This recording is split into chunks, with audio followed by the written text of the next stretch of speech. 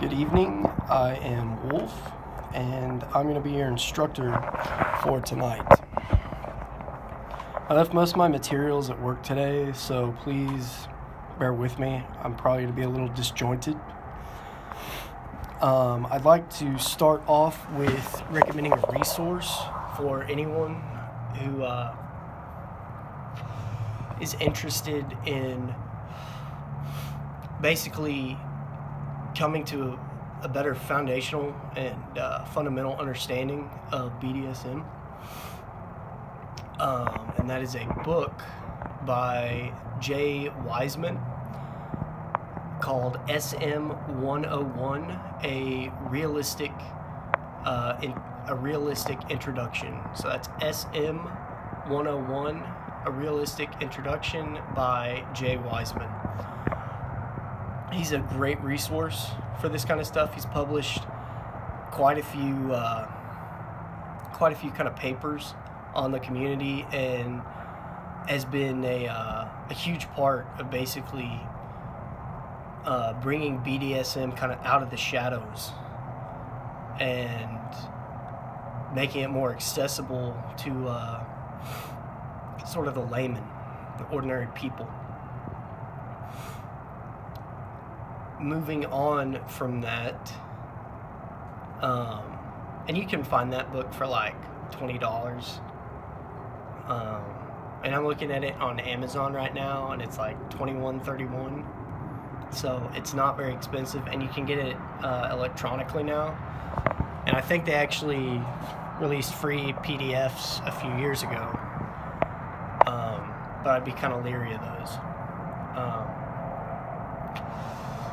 But even if you're not into strict BDSM, there's a lot of information in the book just on general protocols, how to form a contract, how to negotiate. He's even got a section on like rules and rituals, and those are going to be more strict BDSM focused. But the book is full of information that's generally applicable across BDSM and all the subsets underneath it. And I would really recommend that you take the time to sit down and read the book, at least the parts that are directly pertinent to us. But really, I'd recommend that you read the book in its entirety. Kind of moving on from that, we're going to start out this week basically focused on subs and basic things you should be looking in a DOM period, and then we're going to move into kind of the higher level, what specific things should you be looking at in a DOM who is also a daddy, which is much more complex. So we're going to try and start kind of at the foundational level and then build on that. And the reason we're starting with subs and littles is generally it's kind of like subs are the soldiers in the middle of the battlefield, and DOMs can either be, an officer that helps you or an enemy that's trying to destroy you. And so subs are, by definition, going to be the most vulnerable in our community, and that's why we're going to start there with our focus and emphasis on subs and kind of how to shore them up and equip the subs with tools to help them work through how to kind of navigate looking for a new DOM, maybe improve their relationship with their current, and really try to help them avoid a lot of the pitfalls that you see people fall into all the time.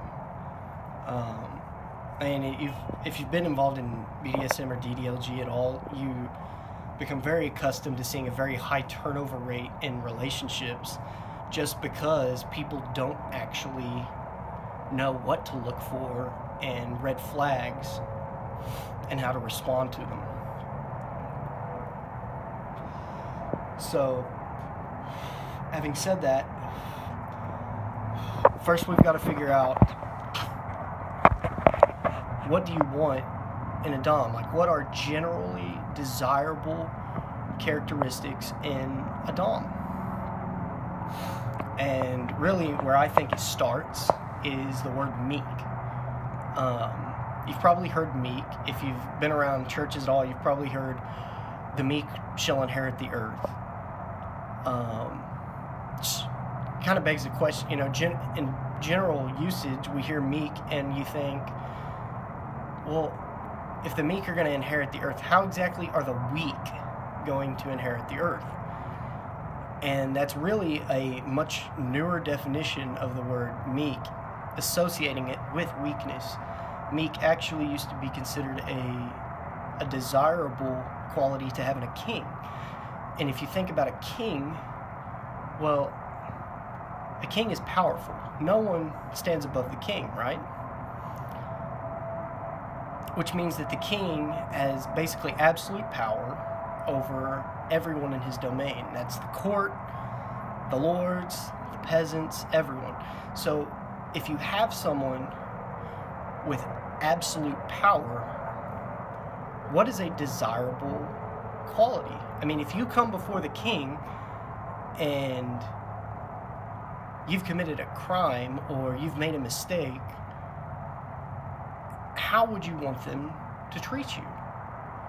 The answer is, well, you don't want to steal an apple, get dragged before the king, and the king's like, well, you stole an apple and that's worth about $1 to the headsman's block, off with his head, right? I mean, that would seem like, a pretty excessive punishment compared to the crime. Well, so where does meek come into all this? Because you don't want a weak king. With a weak king, you basically watch the kingdom devolve into either anarchy, where every citizen thinks they're a nation unto themselves, which doesn't work because then everyone is fighting over everything, as presumably on equal footing, or chaos, where there simply is no order. So, where does meek come into this? Well, you want a king to be strong, firm, capable of exercising their power for the good of the kingdom, but you also want them to be self-disciplined. And that self-discipline is meekness. So we're gonna generally stick with Merriam-Webster definitions because I think dictionary.com is a joke.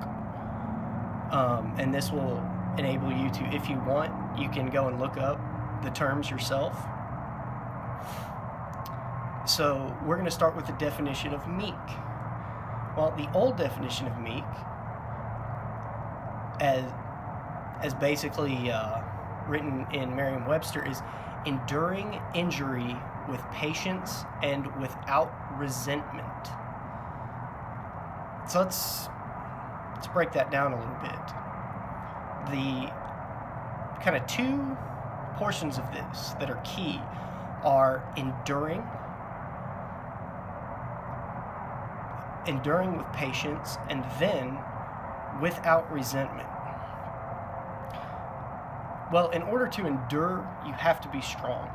And make no mistake, a Dom must be strong of will, strong of mind, and emotionally strong. You cannot Dom if you don't have those characteristics.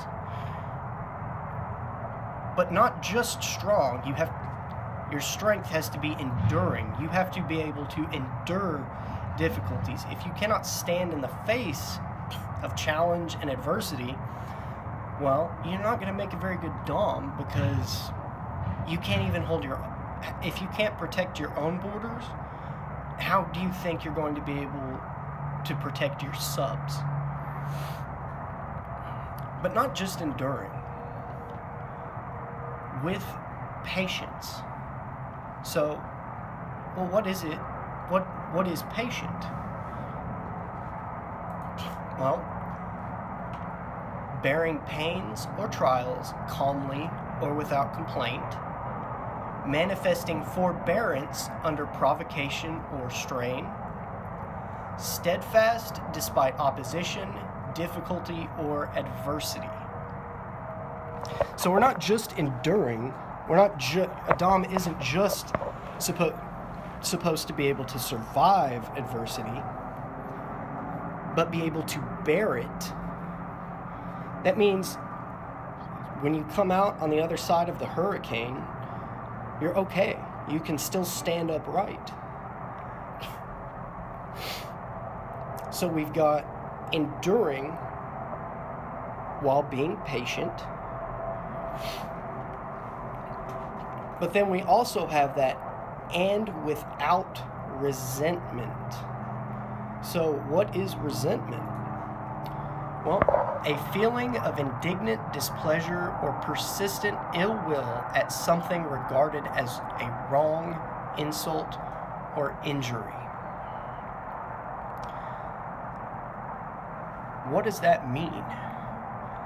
Well, it means a Dom needs to be able to stand up in a fight, take some hits, and then when the fight is over, leave it in the past. When a problem is over, it's over. If your Dom can't forgive, which is essentially what not having resentment means, you forgive people of their mistakes. Well, if you see your Dom unable to forgive, why do you think they're going to be able to forgive you? Because if you think about it, your Dom is going to spend more time with their sub, with you, the little, than they are with other people. There's an old saying that familiarity breeds contempt, which is why generally you're more likely to fight with your siblings than you are with your friends.